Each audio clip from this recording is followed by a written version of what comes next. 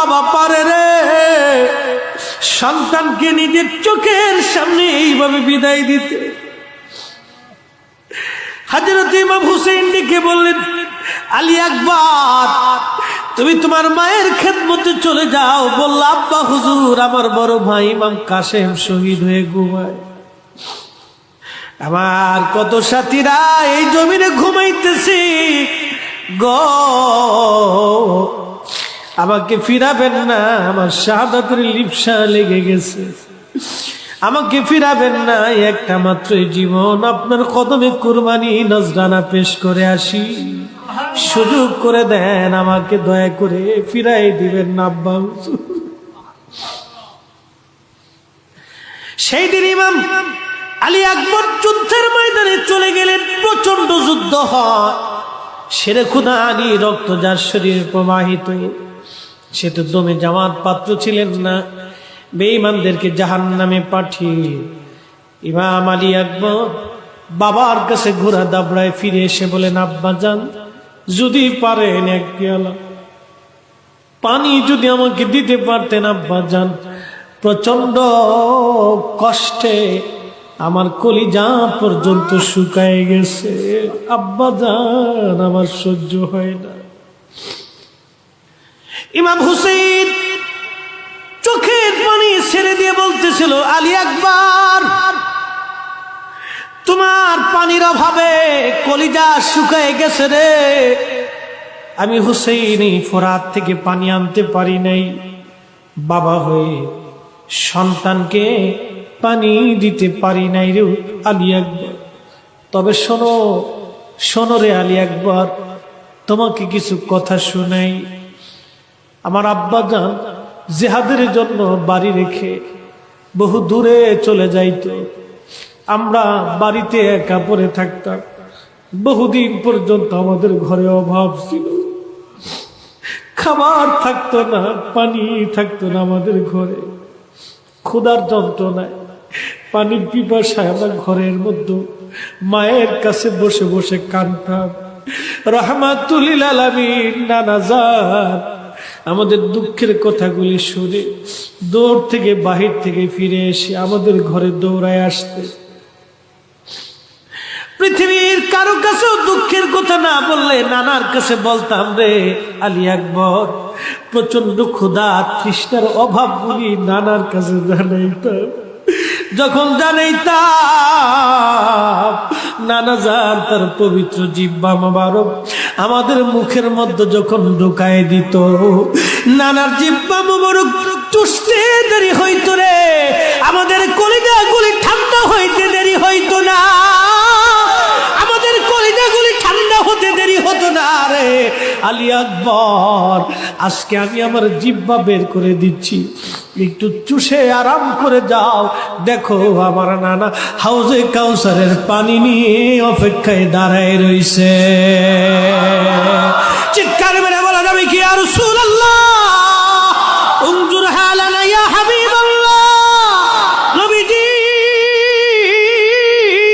আপনার পাগলের দলেরা আজকে আমরা সদায় কারবালার মাঠ পাই নাই, আমরা তোমার জমানায় তোমার হাবিবের জমানায় আমরা জন্ম নিতে পারি নাই, কিন্তু আল্লাহর ওলির কদমে আমির ভান্ডার শরীফের আল্লাহর ওলির কেন্দ্রতে বসে আমরা আজকে চোখের পানি নজরানা দেই।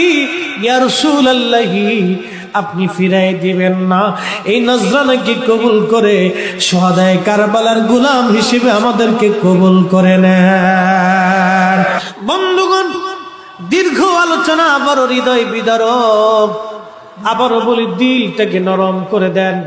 আল্লাহর কসম, আমাদের এমন কোনো নামাজ নাই যেটা আল্লাহর সামনে দিয়ে বলবো আল্লাহ মাফ করে দেন, এমন কোনো রোজা নাই যেটা দিয়ে বলবো আল্লাহ মাফ করে দেন, এমন কোনো সদকা হজ আমরা করতে পারি নাই যেটা দিয়ে বলবো আল্লাহ মাফ করে দেন। মেশরের কঠিন মাঠে ডাক দিয়ে বলবো, ইয়া আল্লাহ, আমাদের জীবনের কিছুই নাই, তোমার ওলির দরবারে বসে আওলাদের রাসূলের কষ্টের কথাগুলি শুনে শুনে চোখ বেয়ে পানি পড়েছিল, এই পানিগুলি নজরানা দিলাম, আল্লাহ মাফ করে দেন, ক্ষমা করে দেন আল্লাহ, ক্ষমা করে দেন আল্লাহ, ক্ষমা করে দেন। আপনার হাবিবের প্রেমে আমাদেরকে মাফ করিয়া দেন। আমি ফরিদের বিশ্বাস, আমি ফরিদের বিশ্বাস, আল্লাহ আমাদেরকে ফিরাবে না, আল্লাহর নবীর কদম থেকে আমাদেরকে জুদা করে দেবে না। খুবই মনোযোগ, সময় কম, কথা আমার বেশি, সরাসরি ওয়াজে চলে যাচ্ছি। 7ই মুহররম ইমাম হুসাইন যখন পানি বন্ধ করে দেওয়া হলো, 9 মুহররম রজনী এসে গেছে, পানি নাই। পানির অভাবে আওলাদে রাসূলের পুরা কাফেলার ভিতরে নীরব হাহাকার চলতে লাগলো। ছোট্ট কোলের বাচ্চাটাকেও সেদিন পানি দেওয়া হয় নাই। আওলাদে রাসূল বহু চেষ্টা করলেন পানি আনার জন্য, কিন্তু একটাই কথা, বায়াত মানো, পানি দিব, মা না মানলে পানি হবে না। আওলাদে রাসূলের একটাই কথা, নিজের জীবনের সব দিতে পারি, নানার সুন্নতকে জমিনে ভুলণ্ডিত হতে দেব না। উহুদের জমিনে যেই দান শহীদ করে দিয়ে আমার নানাজি কালেমার দাওয়াত তামাম দুনিয়াতে পৌঁছাইছে, যে দিন রেখে গেছে, আদর্শ রেখে গেছে, আমি আজকে হুসাইন যদি বাতিলের কাছে মাথা নত করি, আমার নানার আদর্শ চিরদিনের জন্য ভুলণ্ডিত হবে। আমার নানার উম্মতেরা সারা জীবন বাতিলের কাছে মাথা নত করে থাকবে, কোনোদিন তারা মাথা উঁচু করতে পারবে না। সেই দিন ইমাম হুসাইনের শাহাদাতের মাধ্যমে আজকে প্রমাণিত হয়েছে রাহমাতুল লিল আলামিনের দিন কোনোদিন মাথা নত করবে না। এই কালেমার পতাকা সারা জীবন আকাশে উঠতেই থাকবে, বন্ধ হবে না।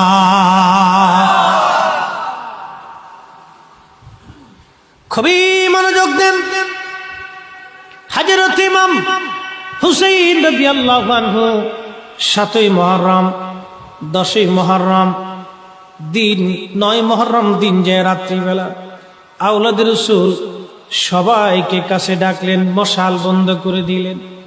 মশাল বন্ধ করে দিয়ে ইমাম হুসাইন রাদিয়াল্লাহু আনহু সাথীদেরকে সবাইকে ডাকলেন। 72 জন পুরুষ, 100 জন নারী, পুরুষ দিয়ে 100 জনের একটা ছোট্ট কাফেলা। সবাইকে ডেকে বললেন, ও আমার সাথীরা, আকিলের সন্তানেরা, আমার আত্মীয় স্বজন, আমি মশালের আলো বন্ধ করে দিয়েছি, অন্ধকার হয়ে গেছে। মদিনার রাস্তা ধরো, তোমরা যে যেমনি পারো পথ ধরে তোমরা এই রাত্রিবেলায় পলায়ন করে চলে যাও, কারণ ইয়াজিদ আমাকে শহীদ করে দেওয়ার পরে তার রাস্তা পরিষ্কার হয়ে যাবে। ও চায় আমি শহীদ হয়ে গেলে তার খেলাফতের দরজা, রাজত্বের দরজা খুলে যাবে, কোনো চিন্তা তার থাকবে না। ইয়াজিদের সাথে আমার দুশমনী, ইয়াজিদ আমাকে দুশমন বানিয়েছে, তোমাদের সাথে তো তার কোনো দুশমনী নাই রে, তোমরা রাতের আধারে চলে যাও। সেই দিন 72 জন আশিক রাসূল ডুকরি কেঁদে বলেছিল, হুসাইন গো, ময়দানে আসছি একা ফেলে চলে যাওয়ার জন্য না। মেশরের কঠিন মাঠে রাহমাতুল লিল আলামিন যখন জিজ্ঞেস করবে, হুসাইনের সাথীরা রে, আমার হুসাইনকে একা রেখে ময়দান থেকে রাতের আধারে অন্ধকারে তোমরা কেন পালাইছিলে? জবাব দিব কি সেই দিন? হুজুর, মেহশরের মাঠে রহমতের নবীর দরবারে জবাব হবে কি আমাদের? ক্ষমা করে দেন, জীবন তো একটাই, এই একটা জীবন আপনার কদমে এই ময়দানে কুরবানি করার একটু সুযোগ করে দেন। জোরে বলা যাবে কি ইয়া রাসূলুল্লাহ?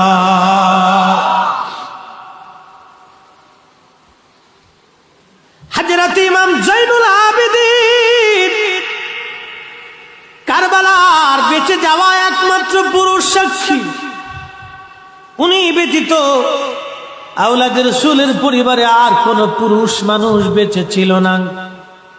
উনি বলতেন, দুনিয়ার মানুষ শেষ হলো, আমি সেই দিনের বেঁচে যাওয়া একমাত্র চাক্ষুষ সাক্ষী ছিলাম।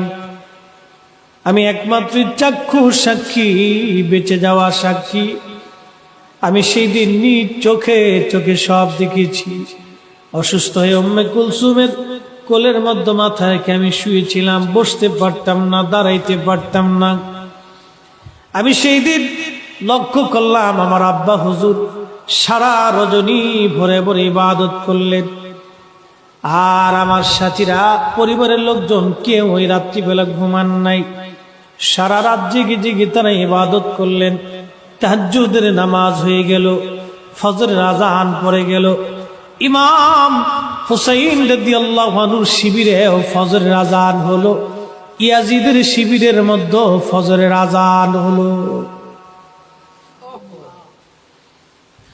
দুই আযানের কত তফাত, দুই আযানের কত তফাত, কত তফাত দুই আযানের। এক আযানের ভিতরে ইশকে রাসূলের ঘিরান আছে, অন্য আযানে দুশমনের রাসূলের গন্ধ পাওয়া যায়।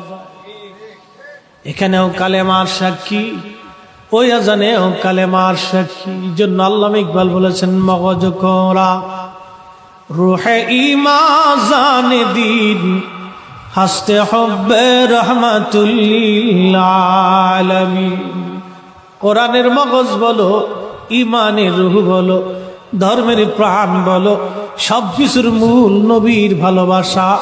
নবীর ভালোবাসা যেখানে নাই, কোরআন ইমান কিন দিন বাবা সেখানে নাই। কথা বলেন ঠিক না বেঠে?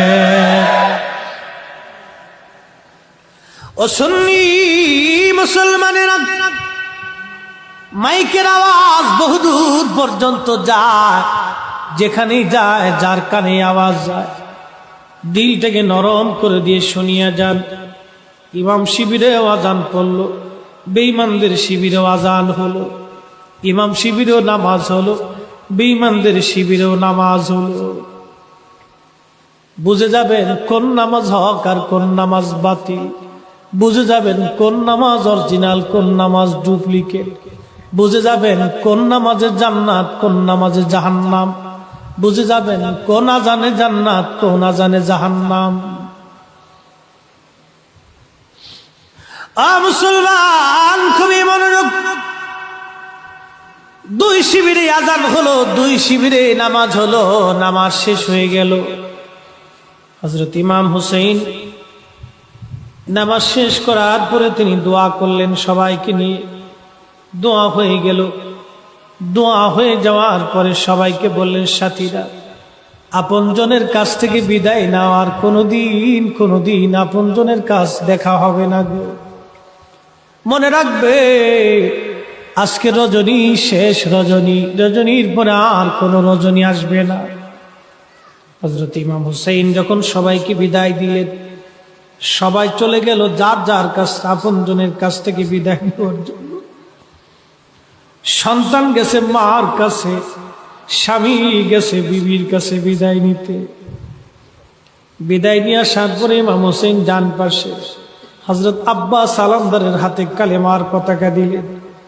দিয়ে বলেন, আব্বা সালামদার জীবন দিবি, কিন্তু নানার পতাকা তুই জমিনের মধ্যে পড়তে দিবি না রে।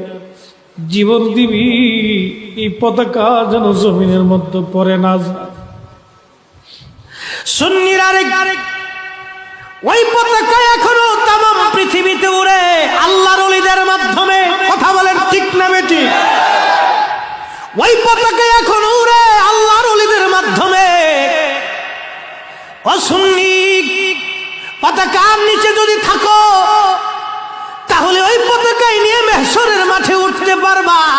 পতাকা ছেড়ে যদি চলে যায়, পতাকার কাজ পতাকা করবে। পতাকাওয়ালার মালিক, আর এই পতাকা যিনি উড়িয়েছেন তিনি রাহমাতুল লিল আলামিন। পতাকা উড়বেই। আমরা যারা পতাকার নিচে আসি আমরা ধন্য, যারা পতাকা ছেড়ে দিয়েছে ওদের বদকপাল বদনসিব। হযরত আব্বা সালামদারকে বলা হলো, রে আব্বা সালামদার জীবন দিবি, পতাকা পড়তে দিবি না? হুজুর জীবন চলে যাবে কিন্তু রহমতের নবীর কালেমার পতাকা জমিনে পড়তে দেব না গো। প্রচন্ড ওই কঠিন সেই দিনে আওলাদের রাসূল ইমাম হুসাইন রাদিয়াল্লাহু আনহু উটের পিঠের উপরে সওয়ার হয়ে 70-72 জনের একটা ছোট্ট কাতার করে জীবনের শেষ নসিহত আর ওসিয়ত করার জন্য তিনি গেলেন। ইয়াজিদি 22,000 সৈন্যের সামনে দাঁড়াইলেন, ডেকে বললেন, ইয়াজিদের সৈন্যরা, তোমরা এখনো আমার নানার উম্মত, আমার বিরুদ্ধে যখন তলোয়ার চালাইবা তোমরা একটা দল হবা, আমি আর একটা দল হব, তোমরা বেহক হবে, আমি হক হব। শোনো গো, তোমাদের মধ্যে কি একজন মুসলমান নাই আমাকে সাহায্য করবা? তোমাদের মধ্যে কি একজন মুসলমান নাই?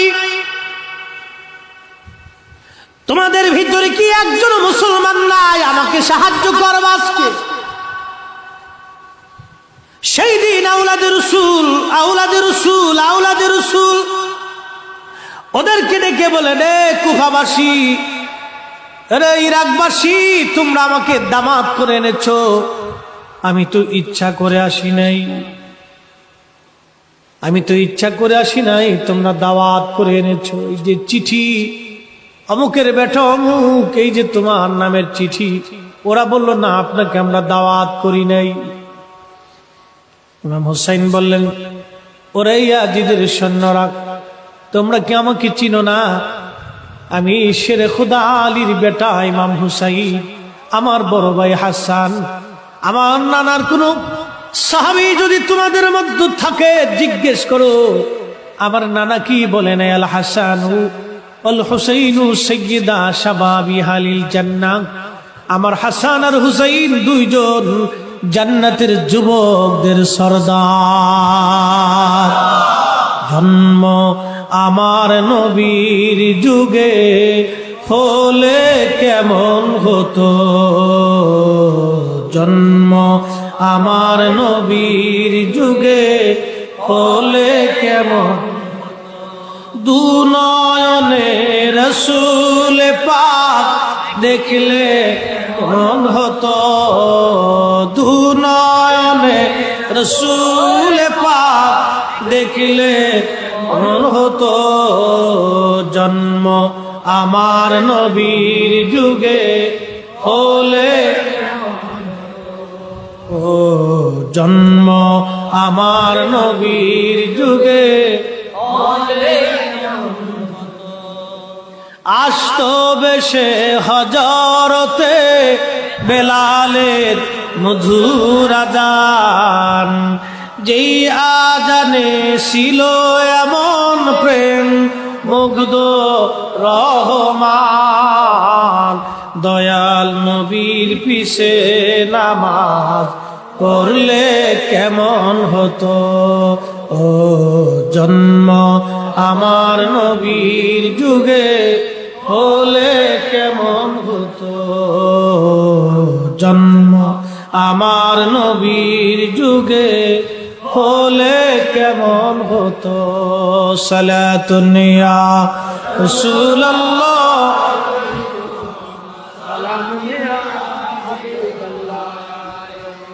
সালাতুন ইয়া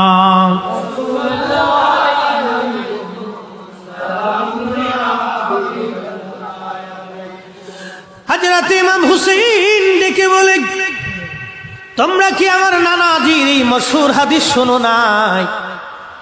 আমার নানাজি আমাদের ব্যাপারে কি বলেছে?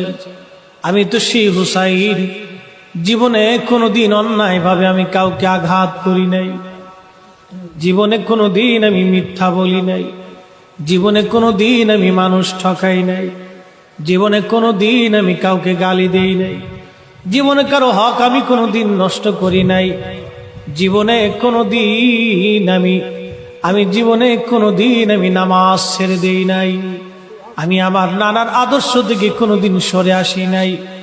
ও আজকে দাওয়াত করে এনেছো, কারবালা পর্যন্ত আমাকে এনে ঘিরে রেখেছো, আজকে 3 দিন হলো আমার পরিবারের জন্য তোমরা পানি বন্ধ করে দিয়েছো। তোমাদের দৃষ্টিতে না হয় আমি অপরাধী হতে পারি, আমার ছোট্ট বাচ্চারাও তো কোনোদিন অপরাধ করে নাই, তোমরা পানি বন্ধ করেছ, বাবা হয়ে আমি বাচ্চাদেরকেও পানি দিতে পারি নাই। এই হৃদয় বিদারক কথাগুলিও সেই দিন তাদের মনে দাগ কাটে নাই, মায়া লাগে নাই, মায়া লাগে নাই, মায়া লাগে নাই। সেনাপতি আমার একটা বর্ষা হাতে নিল, বর্ষা হাতে নিয়ে সেনাপতি আমর আওলাদের রাসূলের দিকে বর্ষা নিক্ষেপ করে বলেন, হুসাইন সাক্ষী থাকো, আমি তোমার দিকে সর্বপ্রথম বর্ষা নিক্ষেপকারী। ইমাম হুসাইন বললেন, সেনাপতি আমর, মেহেশরের কঠিন মাঠে রাহমাতের নবীর সামনে তুমিও দাঁড়াইবা, আমিও দাঁড়াইব, সেই দিন বুঝবা কে হক আর কে বাতিল। রণকৌশল দিয়ে বর্ষা ফিরিয়ে দিয়ে আওলাদের রাসূল ফিরে গেলেন। ৭২ জন সঙ্গীর সামনে দাঁড়ায় বলেন, এ সাথীরা শোনো, মীমাংসা হয় নাই, ওরা আমাকে প্রথম আঘাত করেছে। আমার নানার চরিত্র সুন্নত হলো মুসলমান কখনো আগে আঘাত করে না। মুসলমান আক্রান্ত হওয়ার পরে জবাব দেয়, ওরা আমাকে আগে আঘাত করেছে, আর সময় নাই, আজকে যুদ্ধ হবে, আজকে আমাদের জীবনের শেষ দিন রে, আর কোনদিন আমাদের জীবনের সূর্যের উদয় হবে না রে। সাথীরা তৈরি হয়ে নাও। প্রচন্ড যুদ্ধ শুরু হয়ে গেল। প্রচন্ড যুদ্ধে আওলাদের রাসূলের বাহিনীর সামনে ২২,০০০ ইয়াজিদি সৈন্য দাঁড়াইতে পারতেছিল না। সেনাপতি আমর চিন্তা করলে এইভাবে হবে না, এক এক করে মল্ল যুদ্ধ দিয়ে ডেকে এনে এনে হত্যা করতে হবে, নতুবা তাদের সাথে পারা যাবে না, কারণ হাশিমি রক্ত। আর আল্লাহ রাসূলের রক্ত যাদের শরীরে প্রবাহিত, শেরে খুদা আলীর রক্ত যার শরীরে প্রবাহিত, এদের সাথে কোনোদিন যুদ্ধ করে পারা সম্ভব হবে না রে। মল্ল যুদ্ধ ডেকে এনে তাদেরকে হত্যা করা লাগবে। হযরতে ইমাম হুসাইনকে প্রস্তাব দিল, আমরা মল্ল যুদ্ধ করতে চাই। আওলাদের রাসূল বললেন, আমরা নবীর বংশের সন্তান, বাতিলের কাছে কখনো মাথা নত করি নাই, আজকেও করব না। তোমাদের চালাকি বুঝতে পেরেছি, কিন্তু না, আমরা এখানে শাহাদাতের অমীয় সুধা পান করার জন্য এসেছি, নানার দ্বীনের জন্য শহীদ হওয়ার জন্য এসেছি, পালিয়ে যাওয়ার জন্য আসি নাই। আওয়াজ তুলে বলা যাবে কি আল্লাহু আকবার। ওয়াসুন্নিরা, যদি আহলে সুন্নাত ওয়াল জামাতের জন্য, রাসূলে কারীমের ইজ্জতের জন্য, আল্লাহর ওলিদের পক্ষে জিহাদের ময়দানে যাওয়ার প্রয়োজন হলে আমরা জিহাদের জন্য প্রস্তুত আছি না নাই? মুসলমানেরা খুবই মনোযোগ দিয়ে শুনিয়া যান। সেই দিন ইমাম হুসাইন রাদিয়াল্লাহু আনহুর সাথে মল্ল যুদ্ধ হলো। শহীদ হতে হতে একে একে সবাই শহীদ হতে লাগলো। শেষ পর্যন্ত হযরত ইমাম কাসেম রাদিয়াল্লাহু আনহু 19 বছরের বয়স, হযরত ইমাম হাসান রাদিয়াল্লাহু আনহুর বড় ছেলে, ইমাম হুসাইন রাদিয়াল্লাহু আনহুর কন্যা হযরত সাকিনা রাদিয়াল্লাহু আনহার সাথে 1 মাস আগে কেবল শাদী হয়েছিল, তখনও হাত থেকে মুছে যায় নাই। ইমাম কাসেম রাদিয়াল্লাহু আনহু যুদ্ধের পোশাক পরে ইমাম হুসাইনের সামনে দাঁড়ায় বলতেছিলেন, চাচা হুজুর বিদায় দেন, আর কোনোদিন দুনিয়াতে দেখা হবে না। ইমাম হুসাইনের চোখ বেয়ে বেয়ে পানি পড়তেছিল। ডেকে বললেন, রে কাসেম, আমার বড় ভাই শহীদ হয়ে যাওয়ার পরে তোমাদের চেহারা দেখে আমি দুঃখ মিটাই রাখতাম। তুমি যদি চলে যাও, তোমার মার কে খেদমত করবে? ইমাম কাসেম বললেন, চাচা হুজুর, এই ময়দানে আমার কত সাথীরা ঘুমাই গেছে, আমার কত প্রিয়জনেরা এই ময়দানে ঘুমাই, শহীদার শাহাদাতের অমীয় সুধা পান করে তারা ঘুমাইতেছে। আমার মন চায় এই ময়দানে আমি ঘুমাই থাকি। ক্ষমা করে দিবেন, আমাকে মাফ করে দেন, একটি জীবন আপনার কদমে কুরবানি করার জন্য আসছি। ওরা আমার আব্বাজানকে শহীদ করেছে, আপনাকে শহীদ করার জন্য ওরা কুফা পর্যন্ত দাওয়াত করে এনেছে। আমি জানি ওরা আমাদের চোখের সামনে আপনাকে নির্মম ভাবে হত্যা করবে। এই দৃশ্যখানা দেখার আগে আমি কাসেম শাহাদাতের হবে সুদা পান করতে চাই। ফিরাবেন না, আমাকে অনুমতি দেন, জিহাদের ময়দানে আমি ফিরে যাব। হযরত ইমাম কাসেম শহীদ হলেন জিহাদে যেয়ে। আলী আকবর যুদ্ধের পোশাক পরে আসছে। হযরত ইমাম হুসাইন রাদিয়াল্লাহু আনহু বড় সন্তান,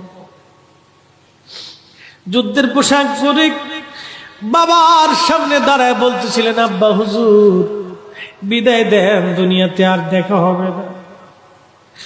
হযরত ইমাম হুসাইন চোখের পানি ছেড়ে সন্তানকে বুকের মধ্যে জড়িয়ে ধরে ডুকরিয়ে ডুকরিয়ে কাঁদতেছে।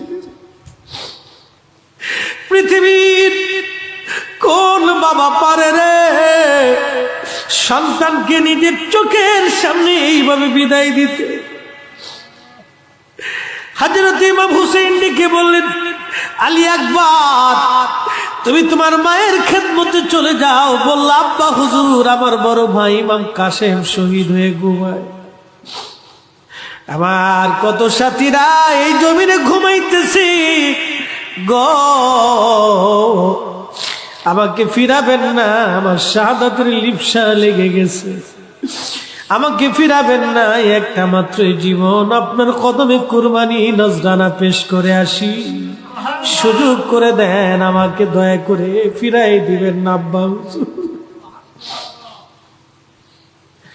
সেই দিন ইমাম আলী আকবর যুদ্ধের ময়দানে চলে গেলেন। প্রচন্ড যুদ্ধ হয়, শেরে খুদা আলী রক্ত যার শরীরে প্রবাহিত, সে তো দমে জামাত পাত্র ছিলেন না। বেঈমানদেরকে জাহান্নামে পাঠিয়ে ইমাম আলী আকবর বাবার কাছে ঘোড়া দাবড়ায় ফিরে এসে বলেন, আব্বা জান যদি পারেন এক পেয়ালা পানি যদি আমাকে দিতে পারতেন আব্বা জান, প্রচন্ড কষ্টে আমার কলিজা পর্যন্ত শুকায় গেছে, আব্বা জান আমার সহ্য হয় না। ইমাম হুসাইন চোখের পানি ছেড়ে দিয়ে বলতেছিল, আলী আকবর তোমার পানির অভাবে কলিজা শুকায় গেছে রে, আমি হুসাইন এই ফোরাত থেকে পানি আনতে পারি নাই, বাবা হয়ে সন্তানকে পানি দিতে পারি নাই রে আলী আকবর। তবে শোনো শোনো রে আলী আকবর, তোমাকে কিছু কথা শোনাই। আমার আব্বা জান জিহাদের জন্য বাড়ি রেখে বহু দূরে চলে যাইত, আমরা বাড়িতে একা পড়ে থাকতাম, বহুদিন পর্যন্ত আমাদের ঘরে অভাব ছিল, খাবার থাকতো না, পানি থাকতো না আমাদের ঘরে, ক্ষুধার যন্ত্রণায় পানির পিপাসায় আমরা ঘরের মধ্যে মায়ের কাছে বসে বসে কাঁদতাম। রাহমাতুল লিল আলামিন নানা জান আমাদের দুঃখের কথাগুলি শুনে দৌড় থেকে বাহির থেকে ফিরে এসে আমাদের ঘরে দৌড়ায় আসতে। পৃথিবীর কারো কাছেও দুঃখের কথা না বললে নানার কাছে বলতাম, রে আলী আকবর প্রচন্ড ক্ষুধা তৃষ্ণার অভাবগুলি নানার কাছে জানাইতাম। যখন জানাইতাম নানা জান তার পবিত্র জিহ্বা মোবারক আমাদের মুখের মধ্যে যখন ঢুকায় দিত, নানার জিহ্বা মোবারক টুসতে দেরি হইতো রে, আমাদের কলিজাগুলি ঠান্ডা হইতে দেরি হইতো না, আমাদের কলিজাগুলি ঠান্ডা হতে দেরি হতো না রে আলী আকবর। আজকে আমি আমার জিহ্বা বের করে দিচ্ছি, একটু চুষে আরাম করে যাও, দেখো আমার নানা হাউজে কাউসারের পানি নিয়ে অপেক্ষায় দাঁড়ায় রইছে। চিৎকার মেরে বলা যাবে কি ইয়া রাসূলুল্লাহ, উনজুর হালানা ইয়া হাবিবাল্লাহ, নবীজি আপনার পাগলের দলেরা আজকে আমরা সদায় কারবালার মাঠ পাই নাই, আমরা তোমার জমানায় তোমার হাবিবের জমানায় আমরা জন্ম নিতে পারি নাই, কিন্তু আল্লাহর ওলির কদমে আমির ভান্ডার শরীফের আল্লাহর ওলির কেন্দ্রতে বসে আমরা আজকে চোখের পানি নজরানা দেই, ইয়া রাসূলুল্লাহি আপনি ফিরাই দিবেন না, এই নজরানাকে কবুল করে শুহাদায়ে কারবালার গোলাম হিসেবে আমাদেরকে কবুল করে নেন। ইয়া রাসূলুল্লাহ ইয়া হাবিবাল্লাহ ইয়া রাসূলুল্লাহ আমার মৌত নিদান কালে থাকি নবীজি আমার শিয়রে, করিব চুম্বন কদম ধরিয়া, করিব চুম্বন কদম ধরিয়া, ইয়া রাসূলুল্লাহ ইয়া হাবিবাল্লাহ ইয়া রাসূলুল্লাহ। মাতা পিতা যাহাদের অন্ধকার কবরে দেখি নবী গো মায়াবী নজরে, তরায়া লইয়েন হাসর মাজারে, তরায়া লইয়েন হাসর মাজারে, ইয়া রাসূলুল্লাহ ইয়া হাবিবাল্লাহ ইয়া রাসূলুল্লাহ। বন্ধুগণ, দীর্ঘ আলোচনা আবার হৃদয় বিদারক, আবারও বলি দিলটাকে নরম করে দেন। আল্লাহর কসম, আমাদের এমন কোন নামাজ নাই যেটা আল্লাহর সামনে দিয়ে বলবো আল্লাহ মাফ করে দেন, এমন কোন রোজা নাই যেটা দিয়ে বলবো আল্লাহ মাফ করে দেন, এমন কোন সদকা হজ আমরা করতে পারি নাই যেটা দিয়ে বলবো আল্লাহ মাফ করে দেন। মেশরের কঠিন মাঠে ডাক দিয়ে বলবো ইয়া আল্লাহ আমাদের জীবনের কিছুই নাই, তোমার ওলির দরবারে বসে আওলাদের রাসূলের কষ্টের কথাগুলি শুনে শুনে চোখ বেয়ে পানি পড়েছিল, এই পানিগুলি নজরানা দিলাম, আল্লাহ মাফ করে দেন, ক্ষমা করে দেন আল্লাহ, ক্ষমা করে দেন আল্লাহ, ক্ষমা করে দেন, আপনার হাবিবের প্রেমে আমাদেরকে মাফ করিয়া দেন। আমি ফরিদের বিশ্বাস, আমি ফরিদের বিশ্বাস আল্লাহ আমাদেরকে ফিরাবে না, আল্লাহর নবীর কদম থেকে আমাদেরকে জুদা করে দেবে না। বন্ধুগণ, হযরতে আওলাদে রাসূল ইমাম হুসাইন রাদিয়াল্লাহু তাআলা আনহু 10ই মুহররম হযরতে আলী আকবর শহীদ হয়ে গেলেন। শহীদ হয়ে যাওয়ার পরে ছোট্ট শিশু আলী আসগরকে কোলে করে